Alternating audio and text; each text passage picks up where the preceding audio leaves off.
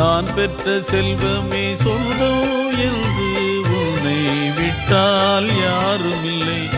நாள்தோறும் அம்மாடி கண்ணீர் சிந்த கண்ணில் இன்னும் நீரும் இல்லை. காயங்கள் காலம் முழுக்க ஆறாதோ, நான் செய்த பாவ கணக்கும் தீராதோ. மகிழம்பூவே எந்தன் மணிமுத்தே, குழலை போலே தினம் மழலை பேசும் இளம் பூங்கொத்தே பூங்கொத்தே.